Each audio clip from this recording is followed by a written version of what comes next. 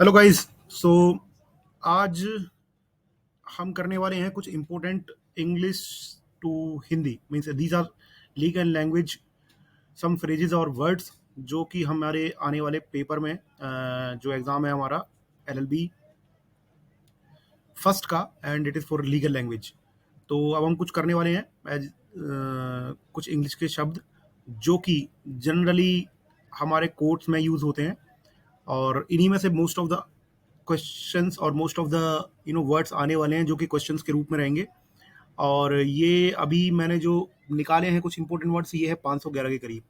कुछ इसमें ऐसे भी हैं जो कि रिपीटेड है। तो बट एक बार आप इनको दोहरा लोगे और इन पे एक बार नज़र मार लोगे तो बहुत सारे ऐसे वर्ड्स रहेंगे। आई वुड से कि करीब करीब 80% वर्ड्स आपके 80 या 90% वर्ड्स इसमें से मिल जाएंगे आपको, जो कि आपके एग्जाम में आने वाले हैं।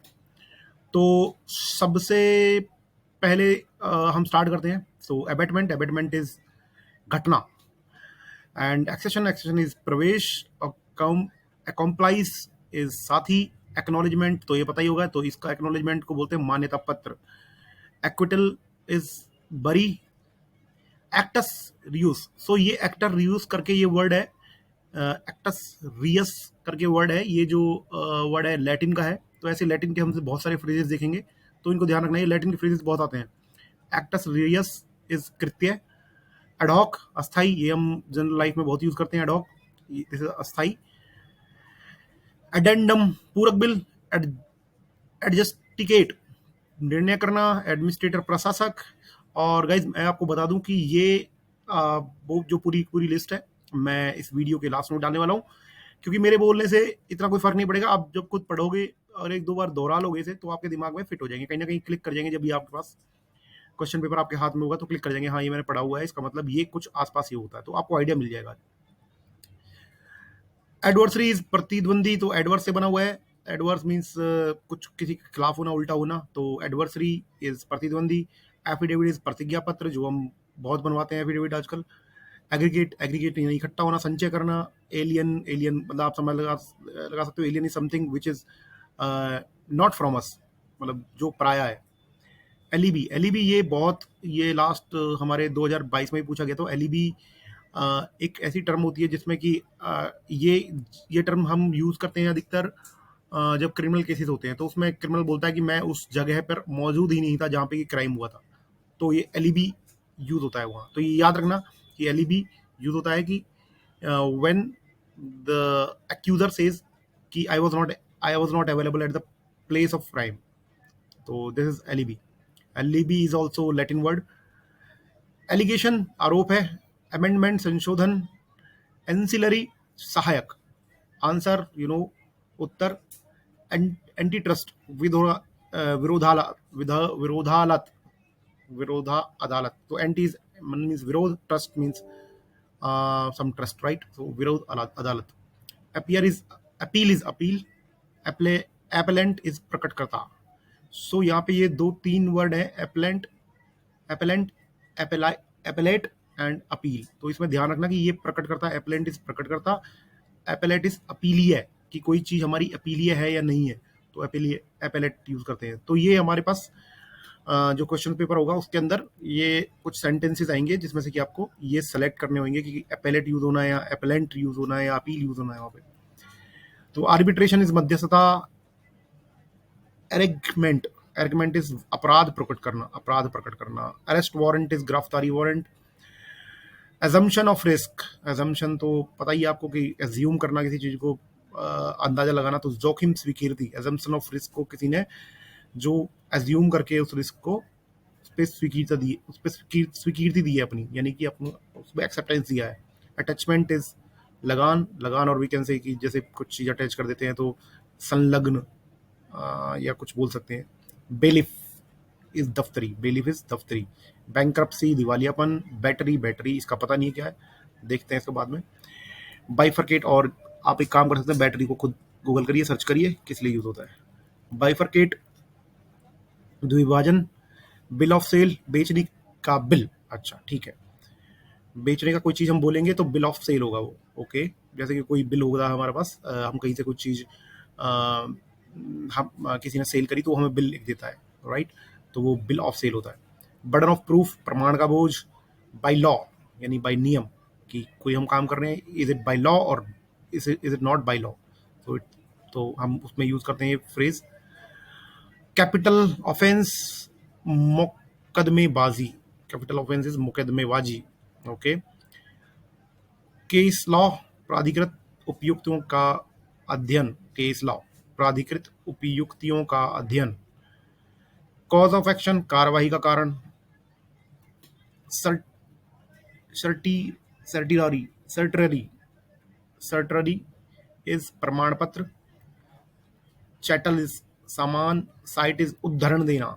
Site cite this, like we are citing some case, तो कहते हैं ना मैंने ये केस साइट किया, उदाहरण के तौर पे वो वाला काइट साइट, मतलब केस साइट कर दिया, केशवानंद भारती का केस साइट कर दिया, आपके मौलिक अधिकारों के संदर्भ में।